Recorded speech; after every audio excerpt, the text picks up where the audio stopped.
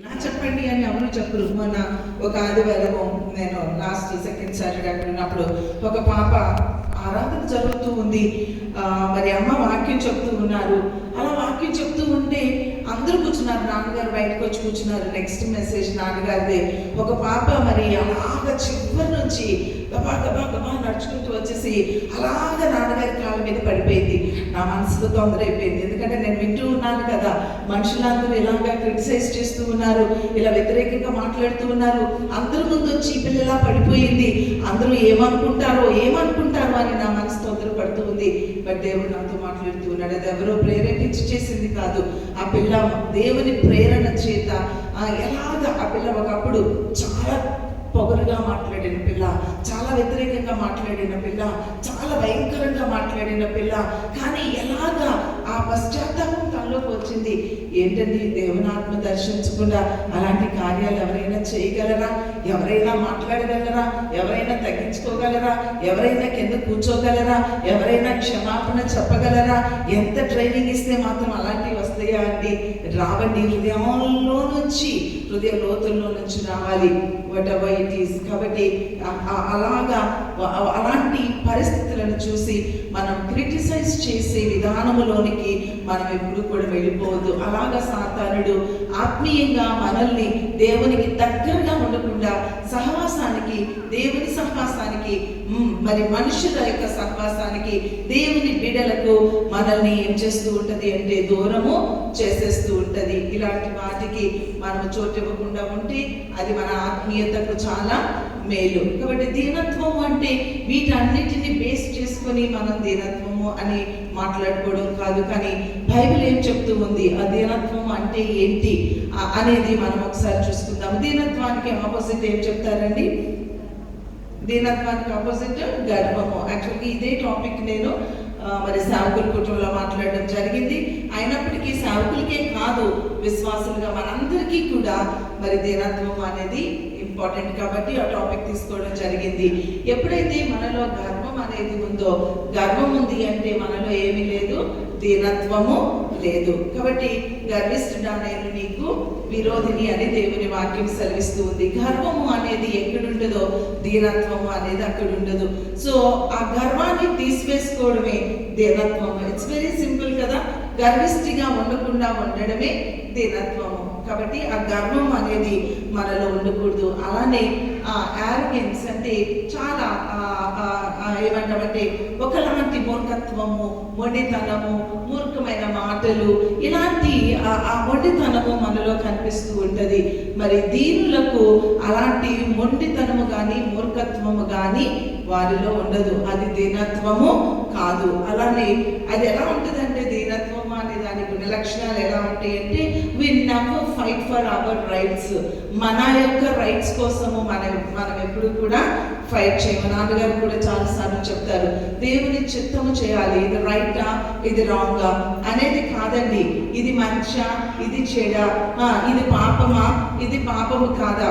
దాదాపు భక్తి చేస్తున్న మనం అందరము కూడా ఏది రైట్ ఏది రాంగ్ అనేది చూస్తాము. ఏది రైట్ ఏది రాంగ్ అనేది కాదండి. నిజమైన భక్తి అంటే రైటా రాంగా అని చూడదు. ఏం చూస్తుందో తెలుసా? దేవుని చిత్తం ఏంటి అనేది తెలుసుకుంటది. దేవుని చిత్తము అన్ని మంచియే. భక్తి చేసే మనందరము కూడా మంచే చేస్తామండి, చెడు చెయ్యము దాదాపు. ఎందుకంటే దేవుని భయాన్ని కలిగిన వారము కదా, రక్షించబడిన వారము కదా. దేవుడు అంటే మనకి భయము, అమ్మో అని చెప్పి భయమే కాదండి, ఎప్పుడు భయము భయము అంటూ ఉంటాము. కానీ దేవుడు అంటే మనకి ప్రేమ, ప్రేమలో నుండి భయము. అలానే నిజమైన ప్రేమ, ఆ భయముతో కూడిన ప్రేమ రెండు రకాలు ఉంటాయి. భయపడండి అని ఉంటుంది బైబిల్లో, యెహోవా యందు భయభక్తులు కలిగి ఉండమంటది. మరి అట్ ద సేమ్ టైం భయపడకుడి అంటది. అలా రెండు రకాలు, వాటిని మనం అర్థం చేసుకోవాలి. యెహోవా యందు భయభక్తులు కలిగి ఉండాలి. అట్ ద సేమ్ టైం మనము కులిగిపోయే స్థితిలోనికి వెళ్ళిపోకూడదు.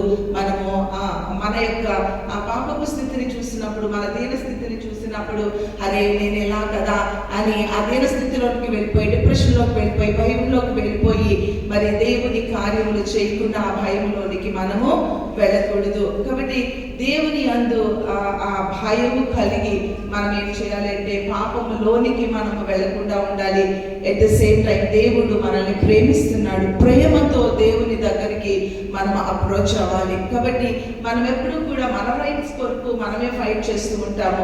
ఇది రైట్, ఇది రాంగ్, ఇది రాంగ్, ఇది రైట్ అనుకుంటూ ఎందుకు ఇలా చేస్తున్నావు, ఇలా చేయకూడదు, ఇది తప్పు అని చెప్తూ ఆ రైట్స్ కోసము మనం ఫైట్ చేస్తాము.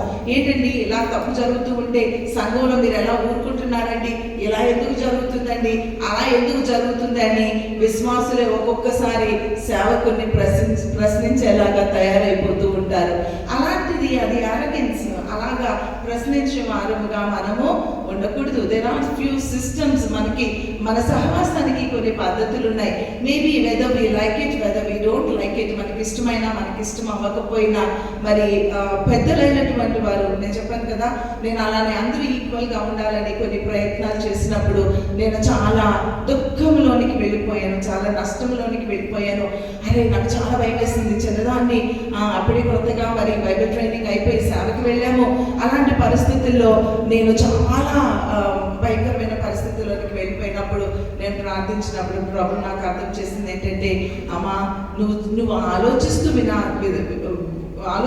విధానం రైటే, కానీ మరి భూషణతాత గారికి మరి వారు కొండల మీదకి వెళ్ళిపోయి గంటలండి మనం ప్రార్థించే ప్రార్థన ఏం సరిపోతుందండి, అలాగా వెళ్ళిపోయి ప్రార్థించారు. దానిలయ్య గారు మరి ఆ సముద్ర ప్రాంతానికి వెళ్ళిపోయి సముద్రంలో దగ్గర కూర్చొని అలాగ దేవునితో సహవాసము కలిగి అలాగ దేవునితో అట్టుకట్టబడిపోయినటువంటి అలాగ దేవుని స్వరాన్ని వినగలిగే ఆత్మీయతలోనికి వారు వెళ్ళినప్పుడు అప్పుడు ప్రభువు వారికి ఇచ్చిన అవగాహనలో నుంచి, ఆ గ్రహింపులో నుంచి కొన్ని సిస్టమ్స్ లేదా కొన్ని పద్ధతులను వారి ద్వారా ప్రభువు మనకి అలవాటు చేశారు. అయితే అందుకని బైబిల్లో కూడా ఉంటది, ఒక పునాది రాయి అది పాతినప్పుడంట ఆ పొలిమేరను ఆ పునాది రాళ్లను తీసేటప్పుడు అది ఎందుకు అక్కడ పాతారో ఒకసారి మనము ఆలోచించాలంట. దాన్ని పీకేయకూడదు. అలా నేనేం చేశానంటే అవి పునాది రాళ్లను పీకడానికి ప్రయత్నించి అందరినీ ఈక్వల్గా చూడాలి అనే ఉద్దేశంతో నా సొంత జ్ఞానంతో, నా చిన్న జ్ఞానంతో, చిన్న భక్తితో, చిన్న అవగాహనతో నా సొంత ప్రయత్నాలు నేను చేసినప్పుడు ప్రభు నాతో మాట్లాడారు. కాబట్టి ఇది రైటా రాంగా అనే దానిని మీ మైండ్లోకి ఎప్పుడు రానివ్వద్దు. అది ప్రైడ్ ఏం చేస్తుంది అంటే వీళ్ళు ఎలా చేస్తున్నారు, వాళ్ళు ఎలా చేస్తున్నారు, దేవుని బిడ్డలే తప్పు చేస్తున్నారు. దాకా నాన్నగారు చెప్పారు కదా, మిరియాము అహరోనులు మోషే విషయం చూసినప్పుడు మరి దేవునికి మిరియాము అహరోనులు తప్పు కనిపించలేదా, కానీ ఎవరికి తప్పు కనిపిస్తూ ఉంది? మోషేలో మిరియాము అహరోనుకి కనిపిస్తూ ఉంది. మరి మనము అలాంటి దీనస్థితిలోనికి వెళ్ళిపోకూడదు. ఎప్పుడు కూడా మన రైట్స్ కోసం మనం ఫైట్ చేయకూడదు. ఈ విషయాన్ని దయచేసి నోట్ చేసుకోండి. అలానే మన నిత్య జీవితంలో ఇది రైట్ రాంగ్ అనే దాని గురించి వాదిస్తూ మరి ఫైట్ చేస్తూ దేవుని ఆత్మను మనం పోగొట్టుకోకూడదు. అయితే మరి ఎట్ ద సేమ్ టైం ఇంకొక మాట కూడా చెప్తూ ఉంది, we have to fight for others. ఒక్కొక్కసారి బైబిల్ చెప్తూ ఉంది, ఇందాక నేను చెప్పినట్లుగా భయపడండి భయపడకండి అన్నట్లుగానే జడ్జి చెయ్యొద్దు జడ్జి చెయ్యండి అని కూడా చెప్తుంది. తీర్పు తీర్చొద్దు, నువ్వు నిరంతరము అంటారు. ఇంకొక కోణంలో చూస్తే నువ్వు తీర్పు తీర్చాలి అంటారు. సో ఇదంతా ఏంటి అంటే దేవుని యొక్క ఆత్మ చేత మనము నింపబడినప్పుడు ఆ దేవుడు మనల్ని గైడ్ చేస్తాడు. పరిశుద్ధాత్మ మనల్ని లీడ్ చేస్తుంది. అలాగ చేస్తూ ఉన్న దానిలో మనము పాపము చేయకుండా పరిశుద్ధాత్మ మనల్ని ఏం చేస్తుంది? అడ్డగిస్తుంది. మరి మనం గర్విష్ఠులము కాకుండా పరిశుద్ధాత్మ మనల్ని అడ్డగించి ఆ దీనత్వాన్ని మనకు అనుగ్రహించి మన నిత్య రాజ్యాన్ని పోగొట్టుకోకుండా ఆయన మనల్ని కాపాడతారు. కాబట్టి మరి సామెతలు 31:8 నుండి 9 వరకు మనం చూసినట్లయితే, అలాగే సామెతలు 19:17లోనూ మనకి కనిపిస్తూ ఉంటది. అక్కడ ఎలాగా తీర్పు తీర్చాలి, ఎలాంటి మన రైట్స్ కొరకు మనం ఫైట్ చేయకూడదు, but at the same time మనము ఫైట్ చేయాలి. ఎవరి కొరకు ఫైట్ చేయాలి అనేది మనకు అక్కడ కనిపిస్తూ ఉంది. ఎవరైనా సహాయం చేస్తారా?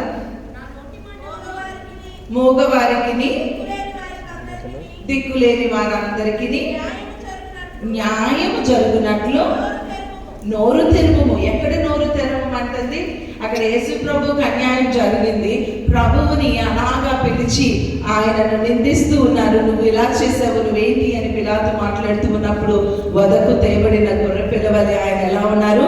చాలా మౌనంగా ఉన్నారు. కానీ ఇక్కడ ఏమంటున్నారంటే, మూగవారి పక్షంగా, దిక్కులేని వారి పక్షంగా, విధవరాంటి పక్షంగా మనం ఏం చేయాలట? నోరు తెరవాలట. సో అందుకని మనము ఆ యొక్క వాక్యం అది రుణచులు కలిగినటువంటి ఖడ్గము, అది మరి మనకి విచక్షణతో దాన్ని చదువుతూ ఉన్నప్పుడు మనకు అవగాహన ఉంటుంది. చదువుతల్లి, నీ నోరు తెరచి న్యాయముగా తీర్పు తీర్చు. అక్కడ ఏం చేయాలి అంట? మనము న్యాయముగా తీర్పు తీర్చాలి. పాప మోగవారు, గుడ్డివారు, విధవరాళ్ళు వీళ్ళందరికీ వారంతట వారి కొరకు ఫైట్ చేసుకోవడం కాదు, కానీ అలాంటి వారి పక్షంగా మనము నిలబడాలి.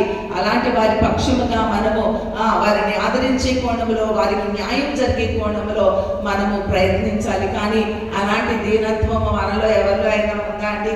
ఎంతసేపు మనం స్వార్థపరులమే కదా, ఎంతసేపు మన కొరకే మనం ఫైట్ చేస్తాము కదా, ఎంతసేపు మనదే మనం రైట్ అనుకుంటాము, కానీ ఇతరుల గురించి ఆలోచించి ఆ భక్తి విధానంలోనికి దాదాపు 95.9% ఎవరు కూడా వెళ్ళడం లేదండి. వెరీ రేర్, ఎక్కడో కనబడుతూ ఉన్నారు ఇతరుల గురించి ఆలోచించేవారు. భక్తిలో కూడా స్వార్థమే కనిపిస్తూ ఉంది, సేవలో కూడా స్వార్థమే కనిపిస్తుంది. నేను చేయాలి, నేను మాట్లాడాలి, నేనే రక్షించాలి, నేనే గైడ్ చేయాలి, నా సలహానే తీసుకోవాలి, నేను నేను నేను అన్నదే మనకు ఎక్కువ కనిపిస్తుంది. ఏదో ఒక రకంగా వీరు మాట్లాడిపోతే వాళ్ళు మాట్లాడిపోతే వీళ్ళు. ఒక డాక్టర్ ఒక పేషెంట్ని ట్రీట్ చేయడానికి తన వల్ల కాకపోతే ఆ పేషెంట్ని వదిలేయడండి, ఆ పేషెంట్ని అలానే ట్రీట్ చేసేసి చంపేసేయడండి. ఇంకొక స్పెషలిస్ట్కి ఏం చేస్తాడంటే రిఫర్ చేస్తాడు. అలానే మన స్పిరిచువల్ లైఫ్లో కూడా మనం ఏం చేయాలంటే, ఒక ఆత్మ చాలా విలువైనది అని, ఆ ఆత్మ ప్రభు మనకు అప్పగించారని, ఆ ఆత్మను రక్షించే విధానంలో మన చేత కాకపోతే లేదా మనకంటే ఇంకా ఉన్నతమైన ఆత్మీయ విలువలు కలిగిన వారి చేతికి వారిని అప్పగించి ఏదో ఒక రకంగా వారిని పరలోకము మనం తీసుకువెళ్ళాలి అనే దృక్పథము కలిగి ఉండాలి. కానీ నాది నాది అనుకుంటూ స్వార్థపూరితంగా మనము ప్రయత్నం చేసినట్లయితే మరి దేవుడు మన లెక్క అడుగుతాడు. కాబట్టి ప్రియబిడ్డలారా, మనం ఎప్పుడు కూడా మన రైట్స్ కొరకు మనము ఫైట్ చేయడం అనేది ఇట్స్ నాట్ గుడ్. అలానే ఇంకొక పాయింట్ ఏంటి అంటే, మనం ఎప్పుడు కూడా పీస్ మేకర్స్ గా ఉండాలి, పీస్ బ్రేకర్స్ గా ఉండకూడదు. దీనత్వము అంటే ఏంటి అంటే, అది ఎప్పుడు కూడా కలహాలు రేపేది కాదు, లేదా అది పీస్ ని బ్రేక్ చేసేది కాదు.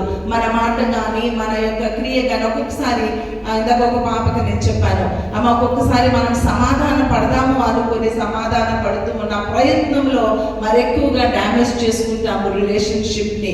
సో సమాధాన పడదాం అనుకుంటాము, కానీ అది మాట్లాడవలసిన విధానంలో దేవుని ఆత్మ చేత మనం నింపబడినప్పుడు సమాధాన పడదాము అనుకుని వెళ్ళి అసమాధానానికి ఎక్కువ గురవుతూ ఉంటాము. కాబట్టి మనం ఎప్పుడు కూడా మన మాట కానీ మన క్షమాపణ కానీ లేదా మన యొక్క ప్రతిదీ కూడా మన రిలేషన్షిప్, ఏ రిలేషన్షిప్ అయినా, అది ఫిజికల్ అవనివ్వండి, అది స్పిరిచువల్ అవనివ్వండి, ప్రతి రిలేషన్షిప్ కూడా అది చాలా ఒక గాజు లాంటిది, అది పగిలిపోతుంది.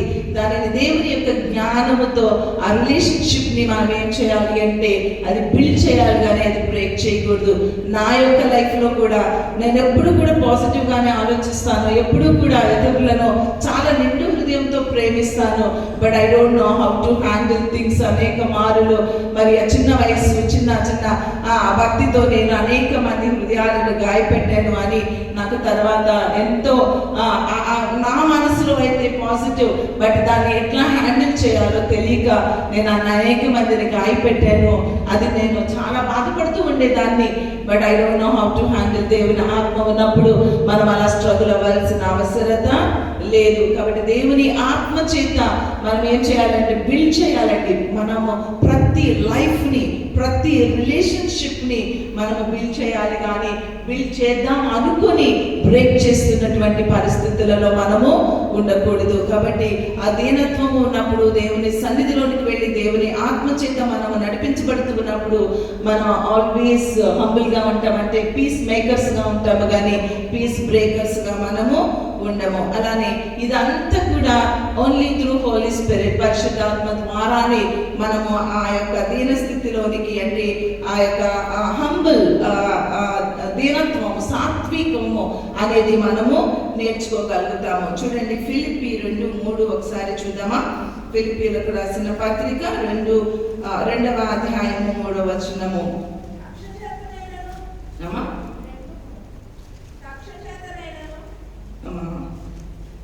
వినయ మనస్సు గలవారై ఒకరినొకడు తనకంటే యోగ్యుడిగా ఎంచుకొనడి.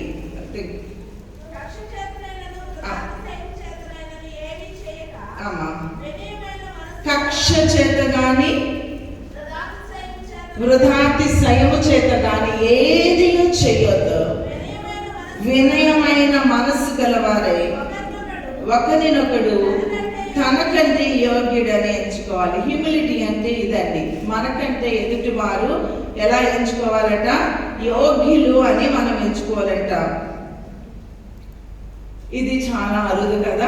ఎంతో భక్తి చేస్తున్నాం అనుకుంటాము, ఆయన కంటే నేనే బాగా ప్రసంగం చేస్తాను, ఆమె కంటే నేనే బాగా మాట్లాడతాను, లేకపోతే ఆమె కంటే నేనే బాగా పాట పడతాను, లేకపోతే ఆమె కంటే నేనే బాగా పరిచర్య చేస్తాను, నేనే తగ్గించుకుంటాను, నేనే అన్నిటికీ ముందుకు వచ్చేస్తూ ఉంటాను. అన్నిట్లో కూడా మనం ఇతరులతో కంపేర్ చేసుకున్నప్పుడు మనకేం కనిపిస్తుంది అంటే మనమే కనిపిస్తాము, మనమే బాగున్నాము అనిపిస్తుంది, మనమే చేస్తాం. పైకి మాత్రం అంటూ ఉంటాము. ఏమంటామంటే అయ్యో మీరే గొప్పలండి అంటాము, వ్యంగ్యంగా అంటాము, సర్కాస్టిక్గా మాట్లాడుతూ ఉంటారు, ఎదుటి వారిని గాయం చేస్తూ మాట్లాడుతూ ఉంటారు, ఏదో వేళాకోళంగా ఆడుతూ ఉంటారు. కానీ హృదయాంతరంగాలలోనూ చూస్తూనే అలా తగ్గించుకోవడం అంటే, ఎదుటి వారిని హెచ్చించడం అంటే అలా కాదండి. ఏం చేయాలి అంటే మనము ఇతరులను ముందు పెట్టాలి. చాలా సార్లు ఎదుటి వారిని మనకంటే ఘనంగా ఎంచుకోలేము, ఆతిథ్యం ఇవ్వడంలో ఘనంగా ఎంచుకోలేము, వారికి బెస్ట్ ఇవ్వడంలో ఘనంగా ఎంచుకోలేము, వారికి ఏదైనా పెట్టేటప్పుడు ఘనంగా ఎంచుకోలేము. మనమే మంచిది తీసుకుంటాము. ఒకవేళ నా ఇంటికి ఎవరైనా వచ్చారనుకోండి, ఎవరైనా వస్తే నా దగ్గర మంచి చీరలు 2 ఉన్నాయి అనుకోండి, ఆ 2 చీరల్లో ఒకటి కాస్ట్లీ సారీ ఉంది, ఒకటేమో మామూలు చీర ఉంది. వాళ్ళ రేంజ్ని చూసి, వాళ్ళ పరిస్థితులు చూసి, వారు కట్టుకునే చీరలు చూసి, లేకపోతే వారి పరిస్థితులు చూసి ఏమికి ఇది సరిపోతుందిలే అనుకుని మనం ఏం చేస్తామంటే చూపిస్తాము. కానీ బెస్ట్ ఇవ్వడానికి మనసు ఉంటుందా? అరే మనకంటే ఆమె యోగ్యురాలు, ఏ కోణములో ఆమె యోగ్యురాలు, ఏ కోణములో తమ్ముడు యోగ్యుడో ఒకసారి ఎప్పుడైనా ఆలోచిస్తామా? అలా ఆలోచించము. ఏది ప్రతి విషయంలో కూడా మనము బెస్ట్ ఇవ్వడానికి మనం అడుగులు ముందుకు వేయం. కానీ ఏదో ఒకట్లే అది ముగించేసుకుంటే చాలు అనుకుంటూ ఉంటాము. కానీ మనం ఎలా ఉండాలి అంటే, ఒక్కొక్కసారి కుటుంబ పరిస్థితుల్లో మనం చూస్తే వాళ్ళ మనసులో కక్ష ఉంటుంది, లేకపోతే గర్వం ఉంటుంది, దాని చేత వారిని కావాలని తక్కువగా ట్రీట్ చేసి పంపిస్తూ ఉంటారు. అలాంటి ఆ యొక్క దుష్ట మనస్సుకి మనం ఎప్పుడు కూడా ఏం చేయకూడదండి. ఇవన్నీ నిత్య జీవితంలో జరిగేవి, మనకు తెలియకుండా జరిగిపోతూ ఉంటాయి. మనకు అసలు మన సెన్స్లోకి రావు ఇవన్నీ, ఏదో అలా వెళ్ళిపోతూ ఉంటాయి. కానీ ఎక్కడో మన మన మన స్వభావం, నేను అనేది, లేదా ఎదుటి వారిని చిన్నపుచ్చడం అనేది మనకి తెలియకుండానే మన డైలీ లైఫ్లో అవి జరిగిపోతూ ఉంటాయి. కాబట్టి వినయ మనస్సు గలవారై ఒకరికంటే ఒకడు, మళ్ళీ అక్కడ ఒకరికంటే ఒకటి గనుడిగా ఎంచుకునేటప్పుడు కూడా ఏ మనస్సుతో ఎంచుకోవాలి? వినయ మనస్సుతో మనము ఒకరికంటే ఒకరిని ఘనులుగా ఎంచుకోవాలి. మరి అలా మనము ఉంటున్నామా అనేది నీ ఎగ్జాంపుల్స్, నేను ఎగ్జాంపుల్స్ చెప్పవలసిన అవసరం లేదు, ఎందుకంటే రక్షించబడిన వారు కాబట్టి. అయితే ఇంకా 1 వర్డ్లో మీకు తెలుసు ఎక్కడ మీరు ఆ వినయ మనస్సు లేకుండా ఒకరికంటే ఒకరిని ఘనులుగా ఎంచుకోలేని. ఇంకా కుటుంబాల్లో కూడా అంతే, భార్య భర్తని ఘనంగా ఎంచుకోలేదు, భర్త భార్యని ఘనంగా ఎంచుకోలేరు. ఏదో ఒక కోణంలో వారిని డిస్కరేజ్ చేయడమే కానీ ఎంకరేజ్ చేసేవారు ఉండరు. పిల్లలు కూడా అంతే చేస్తారండి. పాపం చిన్నపిల్లలు వేరే వాళ్ళని ఫోన్ చేసి పెద్ద పిల్ల వరే చదువుతుందండి, చిన్నపిల్ల చదవదండి, ఇలాగా వారిని డిస్కరేజ్ చేసేస్తూ ఉంటారు. వారిని చాలా మన మాటల చేత వారిని తక్కువగా ఎంచుతూ ఉంటారు. అది చాలా పొరపాటు అండి. మరి దేవుని జ్ఞానము చేత మనం ఏం చేయాలంటే, అది చిన్నపిల్లలైనా పెద్దలైనా భార్యలైనా భర్తలైనా సంఘములోని సభ్యులైనా విశ్వాసులైనా సేవకులైనా ఎవరినైనా మనం ఎలా ఎంచుకోవాలండి? చాలా ఘనంగా ఎంచుకోవాలి.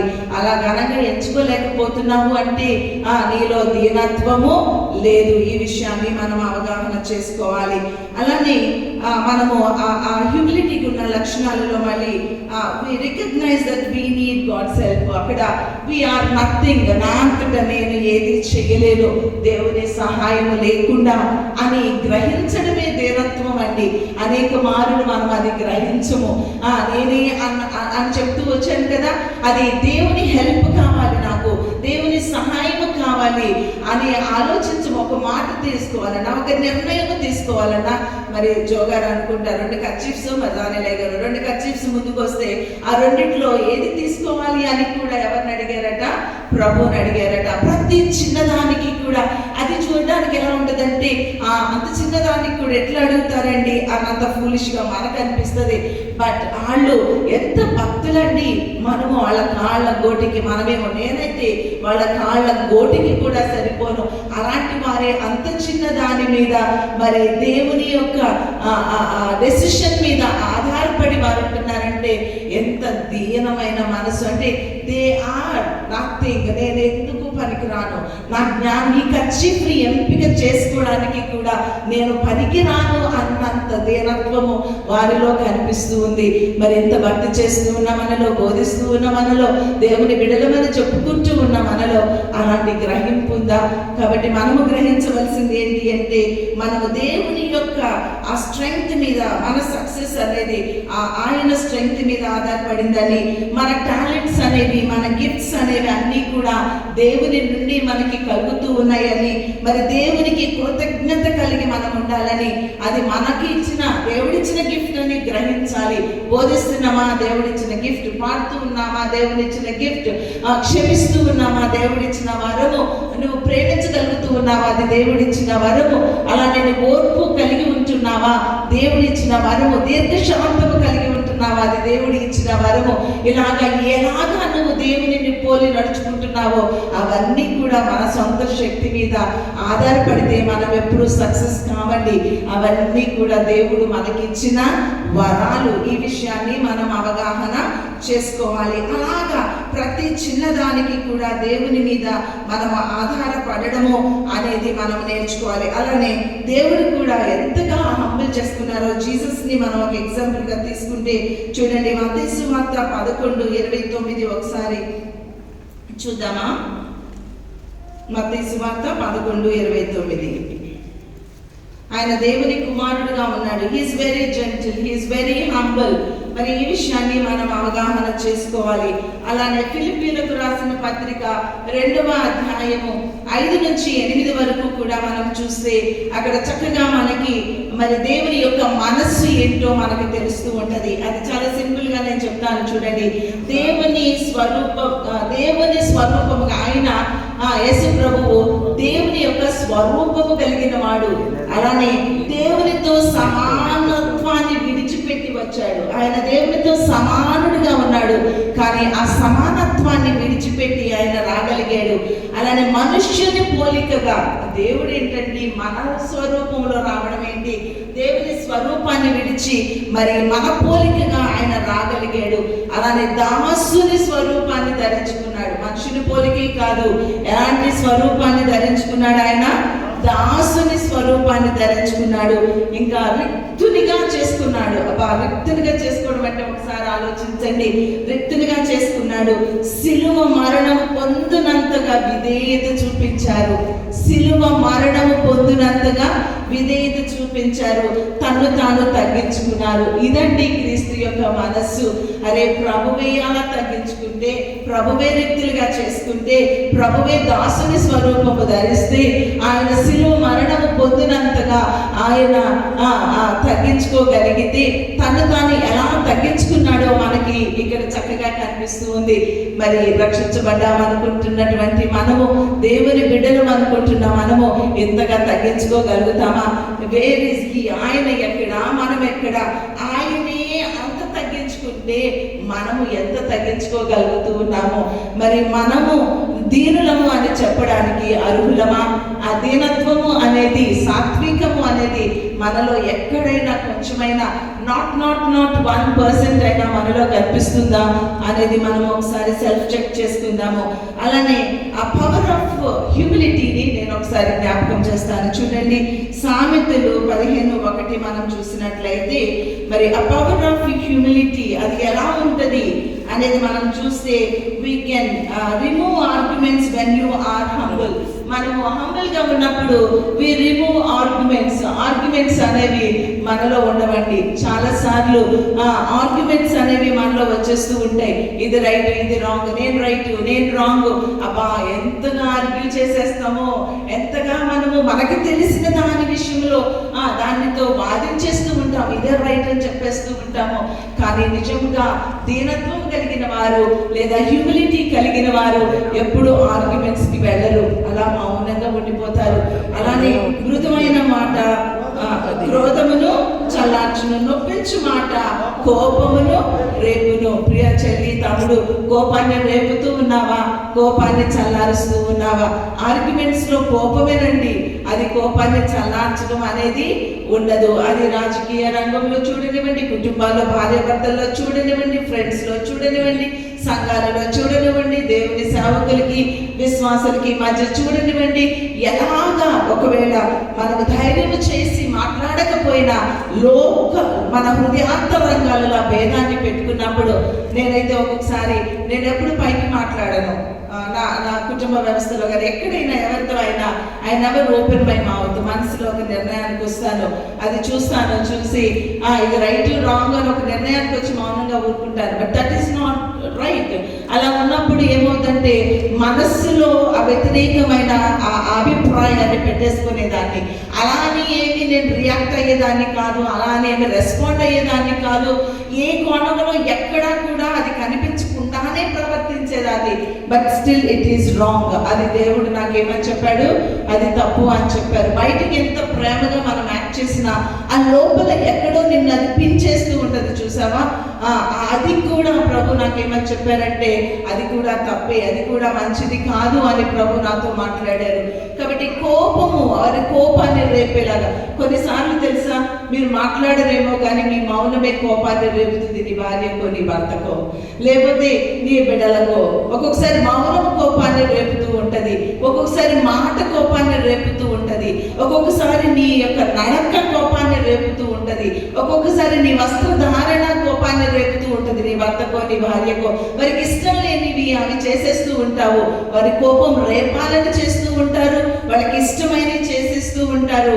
అలాగా వారి కోపాన్ని రేపేస్తూ ఉంటారు. కాబట్టి ఆ పవర్ ఆఫ్ హ్యూమిలిటీ ఏంటి అంటే ఆర్గ్యుమెంట్స్ లోనికి అది మనల్ని ఎప్పటికీ కూడా తీసుకొని వెళ్ళదు. ప్రియ చెల్లి, తమ్ముడు, ఒక్కసారి ఆలోచన చేయి. మృదువైన మాట మరి కోపాన్ని అది చల్లారుస్తుందని, నొప్పించే మాట అది గర్వమని మరి మనం అవగాహన చేసుకోవాలి. అలానే మనము ఇంకొక పాయింట్ చూసినట్లయితే, you can handle unfair treatment peacefully.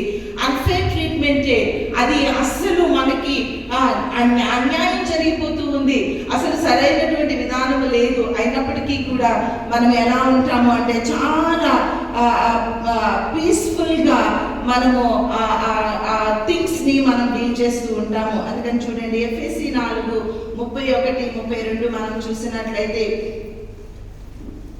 ఇక 2 things: ద్వేషము, కోపము, క్రోధము, అల్లరి, దూషణ, సకల దుష్టత్వమును విసర్జించి ఒకని ఎడల ఒకడు దయ కలిగి కరుణా హృదయము కలిగి దేవునిలా క్షమించాలట. ఎలా క్షమించాలట? ఒకని ఎడల ఒకడు దయ కలిగి. కొంతమంది క్షమాపణలో దయ మిస్ అవుతుందండి. క్షమాపణ అడుగుతారు, దేవుడు ఏమన్నా నాకు శిక్షిస్తాడేమో అని క్షమాపణ అడుగుతారు. కానీ ఆ క్షమాపణలో ఏం మిస్ అవుతుంది? దయ మిస్ అవుతుంది. దయని మిస్ అవ్వనివ్వద్దండి. ఒకరి ఎడల ఒకడు దయ కలిగి కరుణా హృదయము కలిగి దేవునిలా క్షమించగలిగిన వారుగా ఉంటాము. దీనత్వం మనలో ఉంటే సారీ అనము, లేకపోతే గర్వంగా సారీ చెప్పము, లేకపోతే మనసులో క్షమించకుండా ఏదో సారీ చెప్పాను, మై టర్న్, అంటే నా వర్క్ ఫినిష్ అయిపోయింది, సారీ చెప్పకపోతే నష్టపోతానేమో, సారీ చెప్పకపోతే ఇంకేమన్నా అవుతుందేమో, సారీ చెప్పకపోతే నాకు ఎలా అవుతుందేమో అని భయంతో సారీ చెప్పడం కాదు. కానీ మనం ఎలా సారీ చెప్పాలంట? ఒకరి ఎడల ఒకరు దయ కలిగి కరుణా హృదయం కలిగి దేవునిలాగా మనం క్షమించాలట.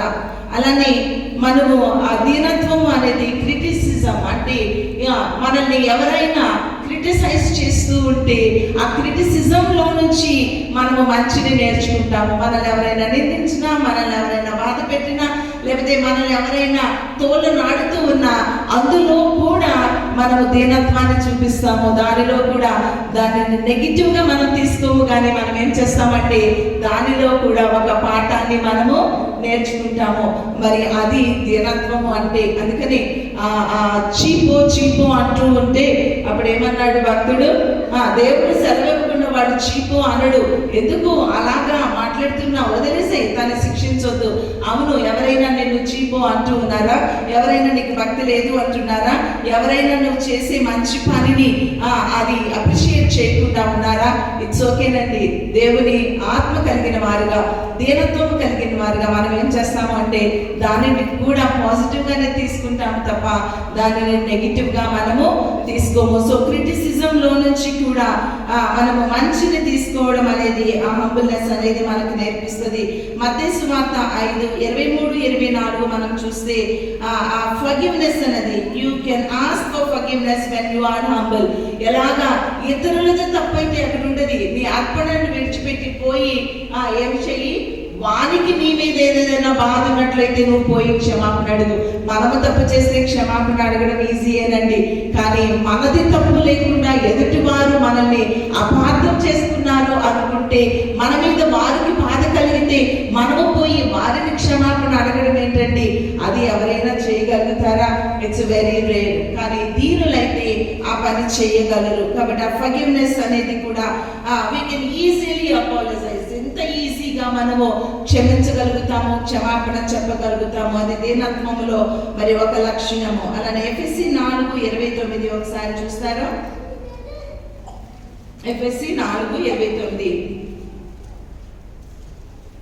You can talk with the right attitude when you are humble. Right attitude తో చదవండి ఎవరన్నా.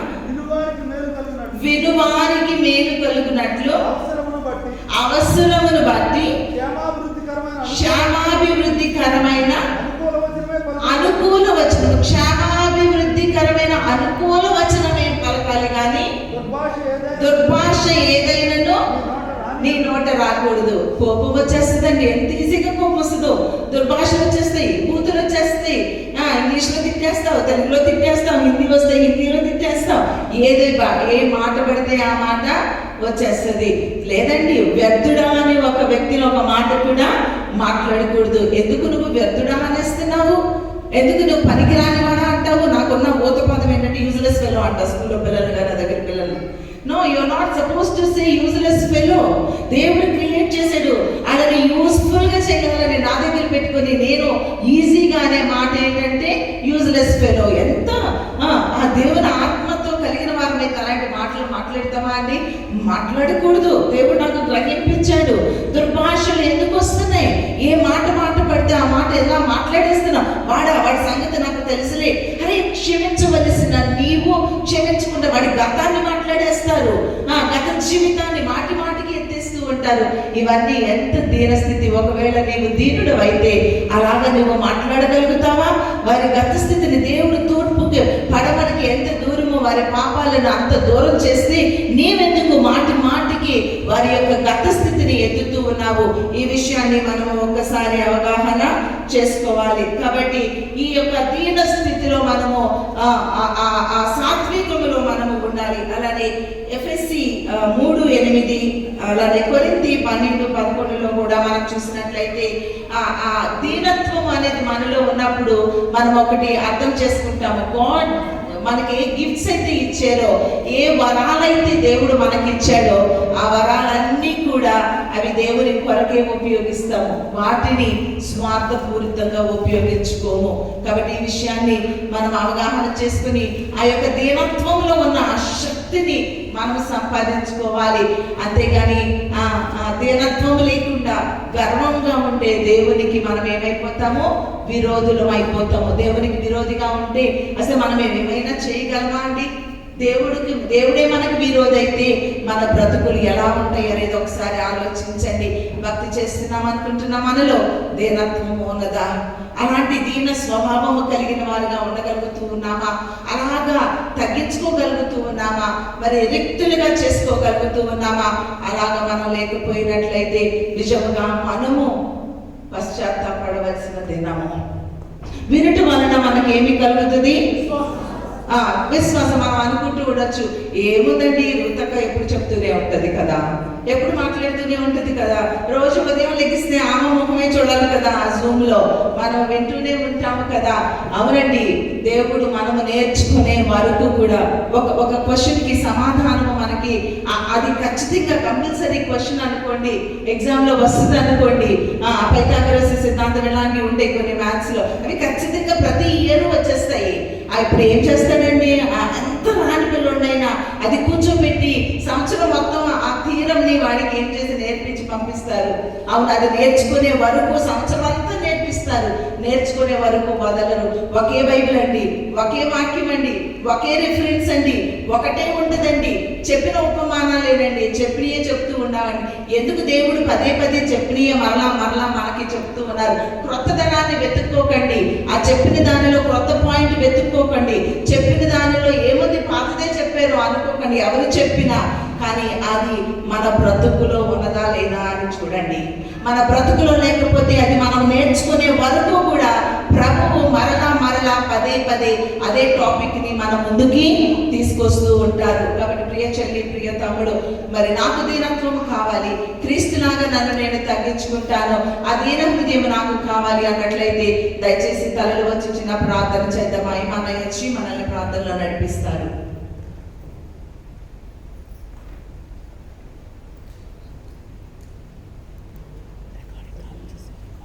దయచేసి ప్రార్థన చేసుకుందాం. ప్రభువా,